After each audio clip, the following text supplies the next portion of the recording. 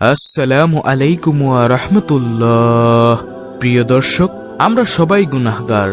আপনার গুনাহ যদি পাহাড় পরিমাণ হয়, জীবনে জানা অজানা, কবিরা সগীরা, জিনা, সুদ, ঘুষ, যত গুনাহ আছে, আপনি যত গুনাহই করেন না কেন, আল্লাহ তাআলা বলেন অবশ্যই এসব গুনাহ বান্দার মাফ করে দিব যদি বান্দা আমার কাছে তওবা করে পরিপূর্ণভাবে ফিরে আসে। সুবহানাল্লাহ। প্রিয় দর্শক, আজকের ভিডিওতে আমি আপনাদেরকে গুনাহ মাফের এমন একটি দোয়া আপনাদেরকে শিখিয়ে দিব। এই দোয়াটি যদি আপনি ফজরের পরে 3 বার এবং আসরের পরে 3 বার পড়তে পারেন, আল্লাহ তাআলা বলেছেন সমুদ্রের ফেনা রাশির মতো যদি আপনার পাপ থাকে তা আল্লাহ তাআলা ক্ষমা করে দিবেন। সুবহানাল্লাহ। আজকের ভিডিওতে এই দোয়াটি আমি আপনাদেরকে স্ক্রিনের মধ্যে বাংলা উচ্চারণ সহ দিয়ে দিব, আপনারা সবাই মুখস্থ করে নেবেন ইনশাআল্লাহ।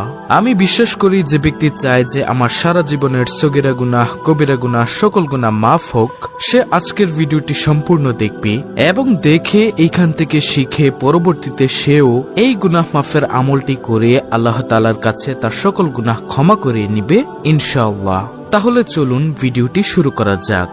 দর্শক, জাহান্নামের আযাব কতটা ভয়ঙ্কর আপনি জীবনে কল্পনাও করতে পারবেন না।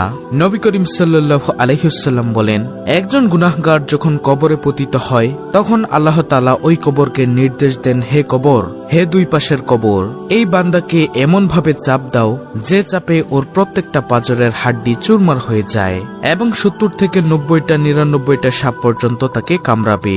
আপনি এই দুনিয়াতে সামান্য গরম লাগলে আপনি ফ্যানের ব্যবস্থা করেন, এসির ব্যবস্থা করেন, অন্ধকার হয়ে গেলে লাইটের ব্যবস্থা করেন, কিন্তু ওই কবরের কথা একটাবার চিন্তা করুন। প্রিয় দর্শক, আপনি একটু চিন্তা করুন কবরের আযাব কতটা ভয়ঙ্কর হবে যখন কবরের মাটি আপনাকে চাপ দেবে। ওই আখিরাতের কথা শুধুমাত্র একটা মিনিট চিন্তা করুন। আল্লাহ তাআলা আমাদেরকে বিবেক বুদ্ধি দিয়েছেন, ওই বিবেকটাকে শুধুমাত্র 1 মিনিট খাটিয়ে চিন্তা করুন আখিরাত সম্পর্কে। আল্লাহু আকবার। আপনি ওই কবরের আযাব থেকে মুক্তি পাওয়ার জন্য কি কি করেছেন? তাই প্রিয় দর্শক, আমি আপনাদের কাছে বিশেষভাবে অনুরোধ করব এই দোয়াটা আপনারা ফজরের পরে 3 বার এবং আসরের পরে 3 বার পড়ুন ইনশাআল্লাহ। আল্লাহ তাআলা এই উসিলায় আপনার জীবনের যত গুনাহ আছে আপনাকে সব ক্ষমা করে দিবেন। জানা অজানা যতগুলো আছে, যত গুনাহ আছে আল্লাহ তাআলা ক্ষমা করে দিবেন। আল্লাহ তাআলা পবিত্র কোরআনুল কারীমে বলেন, আমি জিন ও মানব জাতিকে সৃষ্টি করেছি শুধুমাত্র আমার ইবাদতের জন্যই। প্রিয় দর্শক, আপনি সর্বশ্রেষ্ঠ ধর্ম নিয়ে দুনিয়াতে জন্মগ্রহণ করেছেন এবং সর্বশ্রেষ্ঠ প্রাণী হয়ে এই দুনিয়াতে জন্মগ্রহণ করেছেন। আল্লাহ তাআলা আপনাকে এতই মর্যাদা দিয়েছেন যার কারণে সর্বশ্রেষ্ঠ করে দিয়েছেন। সর্বশ্রেষ্ঠ নবীর উম্মত হয়েছেন, সর্বশ্রেষ্ঠ জীব মানুষ হয়ে জন্মগ্রহণ করেছেন। কত সম্মান, কত মর্যাদা! ওই সর্বশ্রেষ্ঠ ধর্ম, সর্বশ্রেষ্ঠ পানি হিসেবে আপনি আল্লাহ তাআলার কাছে 2 হাত বাড়িয়ে দিয়ে আল্লাহ তাআলার কাছে মাফ চান, তওবা করুন। হে আল্লাহ, আমি জীবনে কত গুনাহ করেছি। হে আল্লাহ, জানা অজানা কত গুনাহ, সত্য মিথ্যা কত গুনাহ।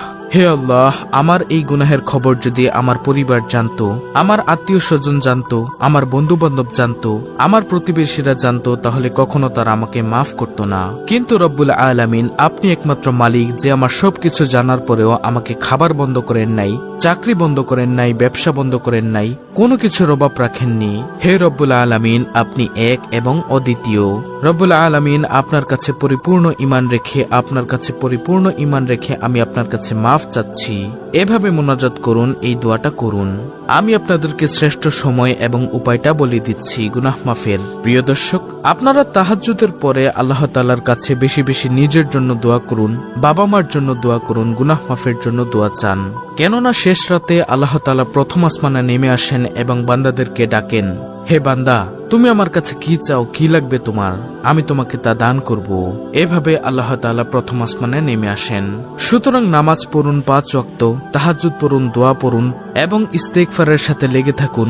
আল্লাহ তাআলার ইবাদত একটার সাথে আরেকটা কানেক্টেড থাকুন। দেখেন, আপনি যদি আল্লাহ তাআলার প্রিয় বান্দা হয়ে যান, ইনশাআল্লাহ আপনার মনের যত আশা আছে, আপনার যত বিপদ আপদ আছে, আপনার যত সমস্যা আছে, আল্লাহ তাআলা সবকিছু সমাধান করে দিবেন। এবং আমি আপনাদেরকে বলবো এই দোয়াটা ফজরের পরে 3 বার এবং আসরের পরে 3 বার আমল করার চেষ্টা করবেন। আল্লাহ তাআলা অবশ্যই আপনার জীবনের সকল গুনাহ মাফ করে দিবেন। তাহলে চলুন কথা না বাড়িয়ে সেই দোয়াটি শিখে নিই। খুব সহজ এবং পরিচিত একটি দোয়া। দর্শক, প্রথমে আমি আপনাদেরকে গুনাহ মাফের দোয়াটি শিখিয়ে দিচ্ছি, তারপরে আমি আপনাদেরকে নিয়মাবলী শিখিয়ে দিব। সেই ফজিলতপূর্ণ গুনাহ মাফের দোয়াটি হলো আস্তাগফিরুল্লাহাল্লাযী লা ইলাহা ইল্লা হুয়াল হাইয়ুল কাইয়্যুম ওয়া আতুবু ইলাইহি। প্রিয় দর্শক, আমি আবার বলছি, আস্তাগফিরুল্লাহাল্লাযী লা ইলাহা ইল্লা হুয়াল হাইয়ুল কাইয়্যুম ওয়া আতুবু ইলাইহি। এই দোয়াটির অর্থ আপনারা দেখুন। অর্থ হলো, আমি আল্লাহ তাআলার নিকট ক্ষমা প্রার্থনা করছি, যিনি ব্যতীত আর কোনো ইলাহ নেই, তিনি চিরঞ্জীব, চিরস্থায়ী, এবং তার নিকট তওবা করছি। আল্লাহু আকবার। দেখুন প্রিয় দর্শক, কত সুন্দর একটি দোয়া। তো এখন হলো মূল আলোচনা। এটি আপনি কখন পড়বেন, কোন সময় কতবার পাঠ করতে হবে। দর্শক, এর নিয়মাবলী হলো, এই তওবা ইস্তেগফারের দোয়াটি আপনি পড়বেন ফজরের নামাজের পরে 3 বার এবং আসরের নামাজের পর 3 বার। আস্তাগফিরুল্লাহাল্লাযী লা ইলাহা ইল্লা হুয়াল হাইয়ুল কাইয়্যুম ওয়া আতুবু ইলাইহি। কত সুন্দর একটি দোয়া। আমি আল্লাহ তাআলার নিকট ক্ষমা প্রার্থনা করছি, যিনি ব্যতীত আর কোনো ইলাহ নেই, তিনি চিরঞ্জীব, চিরস্থায়ী, এবং তার নিকট তওবা করছি। আল্লাহু আকবার। প্রিয় দর্শক, বাংলা উচ্চারণ সহ দোয়াটি আপনারা স্ক্রিনশট নিয়ে নিন। এই ইস্তেগফারটি যদি আপনি পড়তে পারেন, তাহলে সমুদ্রের ফেনারাশির পরিমাণ গুনাহ থাকলেও আল্লাহ তাআলা আপনার গুনাহ মাফ করে দিবেন। দেখুন, অন্যান্য দোয়া করলে, আমল করলে কিন্তু আপনার সওয়াব হবে এবং সগীরা গুনাহ মাফ হবে, কিন্তু আপনার কবিরা গুনাহ কিন্তু আল্লাহ তাআলার কাছে তওবা না করলে মাফ হবে না। তাই আপনি এই দোয়াটি যে সময় বলে দিয়েছি ওই সময় পড়তে পারেন, অথবা আপনি এই দোয়াটি মোনাজাতে পড়তে পারেন।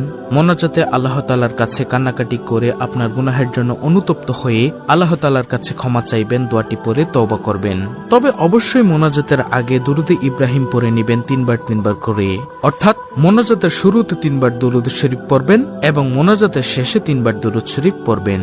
ইনশাআল্লাহ আশা করি আল্লাহ তাআলা আপনার গুনাহ মাফ করে দিলেও দিতে পারেন। কিন্তু এখানে একটি কথা হলো, আপনাকে তওবার মতো তওবা করতে হবে। আপনি যদি দোয়াটা পড়ে আল্লাহর কাছে ক্ষমা চেয়ে যদি আবার গুনাহে লিপ্ত হয়ে যান, কবিরা গুনাহ করেন, শিরক করেন, তাহলে কিন্তু আপনার তওবা কবুল হবে না। এজন্য তওবার মতো তওবা করতে হবে, তাহলেই আপনি আল্লাহ তাআলার কাছে ক্ষমা পাবেন, কবরের আযাব, জাহান্নামের আযাব থেকে রক্ষা পাবেন। মনে রাখবেন, তওবা ও ইস্তেগফার দোয়াটি হলো আস্তাগফিরুল্লাহাল্লাযী লা ইলাহা ইল্লা হুয়াল হাইয়ুল কাইয়্যুম ওয়া আতুবু ইলাইহি। ইনশাআল্লাহ অনেক ফজিলতপূর্ণ একটি আমল। তো এই ছিল আমাদের আজকের ভিডিও, অত্যন্ত গুরুত্বপূর্ণ একটি ভিডিও। ভিডিওটি ভালো লাগলে অবশ্যই চ্যানেলটিকে সাবস্ক্রাইব করে পাশে থাকা বেল বাটন অল বাজিয়ে দিবেন। ভিডিওটিতে একটি লাইক দিবেন এবং কমেন্টে আমিন লিখবেন, এবং অন্য মুসলিম ভাই বোনদের কাছে ভিডিওটি শেয়ার করে দিবেন, যেন তারাও দেখে শিখে এই আমলটি করতে পারে। আল্লাহ রাব্বুল আলামিন আমাদের সকলের তওবা কবুল করে আমাদের গুনাহগুলোকে মাফ করে দিন। আমিন।